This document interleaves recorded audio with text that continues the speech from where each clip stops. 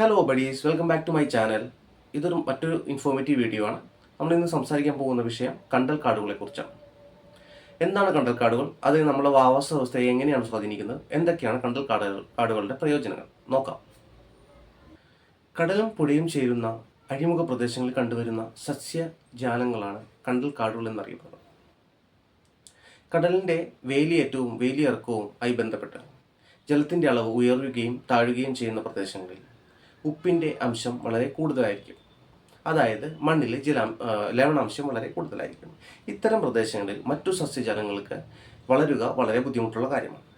എന്നാൽ ഇത്തരം പ്രക്രിയകളെ അതിജീവിക്കാൻ കെൽപ്പുള്ള സസ്യവർഗ്ഗങ്ങളാണ് കണ്ടലുകൾ എന്നറിയുന്നത്. അതുകൊണ്ട് തന്നെ കടലുമായി ചേരുന്ന അഴിമുഖ പ്രദേശങ്ങളിലും തീരദേശ മേഖലകളിലും കണ്ടലുകൾ കാണപ്പെടുന്നു. ലോകത്തിൽ ഏറ്റവും കൂടുതൽ കണ്ടൽ കാടുകൾ കാണുന്ന രാജ്യങ്ങൾ യഥാക്രമം ഇന്തോനേഷ്യ, ബ്രസീൽ, മെക്സിക്കോ, നൈജീരിയ എന്നിവിടങ്ങളാണ്. ഇന്ത്യയിൽ കാണുന്ന കണ്ടൽ കാടുകൾ ആഗോളതലത്തിലുള്ള ടോട്ടൽ കണ്ടൽ കാടുകളുടെ വെറും 3% മാത്രം. ഇന്ത്യയിൽ ഏറ്റവും കൂടുതൽ കണ്ടൽ കാടുകൾ ഉള്ളത് വെസ്റ്റ് ബംഗാളിലാണ്. മൊത്തം ഇന്ത്യയിലെ കണ്ടൽ കാടുകളിൽ 42%-ഓളം വെസ്റ്റ് ബംഗാളിലാണ്. വെസ്റ്റ് ബംഗാളിന് ശേഷം യഥാക്രമം ഗുജറാത്ത്, ആൻഡമാൻ നിക്കോബാർ, ആന്ധ്രാപ്രദേശ്, മഹാരാഷ്ട്ര എന്നീ സംസ്ഥാനങ്ങളിൽ ഇതിന്റെ സാന്നിധ്യമുണ്ട്. കണ്ടൽ കാടുകളിലെ ലഭ്യതയിൽ കേരളത്തിന് 10ാം സ്ഥാനമാണുള്ളത്. ഇനി കണ്ടൽ കാടുകളുടെ ഗുണങ്ങൾ എന്തൊക്കെയാണെന്ന് നോക്കാം.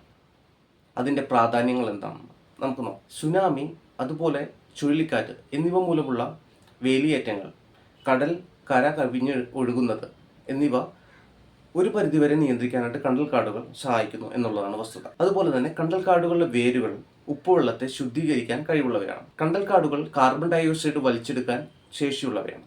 ഇത് നമ്മുടെ വായു ശുദ്ധീകരണത്തിന് വളരെ പ്രധാനപ്പെട്ടതാണ്. ഏറ്റവും പ്രധാനപ്പെട്ട മറ്റൊരു കാര്യം എന്തെന്നാൽ കണ്ടൽ കാടുകൾ വിവിധ ഇനം മത്സ്യങ്ങളുടെയും ജന്തുജാലങ്ങളുടെയും ആവാസ വ്യവസ്ഥയ്ക്ക് സഹായമാവുന്നു എന്നുള്ളതാണ്.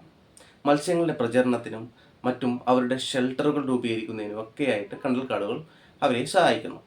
സോ ഇത്തരം പ്രക്രിയകൾ നമ്മളുടെ ലോക്കൽ ആയിട്ടുള്ള മത്സ്യബന്ധന മേഖലകളിൽ ജോലി ചെയ്യുന്നവർക്ക് ഉപകാരപ്പെടും.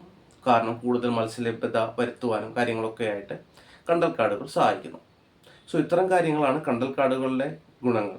അതുപോലെ തന്നെ കേരള ഗവൺമെൻറ് കണ്ടൽ കാടുകൾ നിയമം മൂലം വെട്ടുന്നതും അതിനെ മുറിക്കുന്നതിനും നിയന്ത്രണം ഏർപ്പെടുത്തിയിരിക്കുന്നു. സോ ഇത്രയൊക്കെയാണ് നമുക്ക് കണ്ടൽ കാടുകളെ കുറിച്ച് പ്രാഥമിക അടിസ്ഥാനത്തിൽ പറയാനുള്ളത്. So thanks for watching. മറ്റൊരു വീഡിയോയുമായി വീണ്ടും കാണാം. Thank you.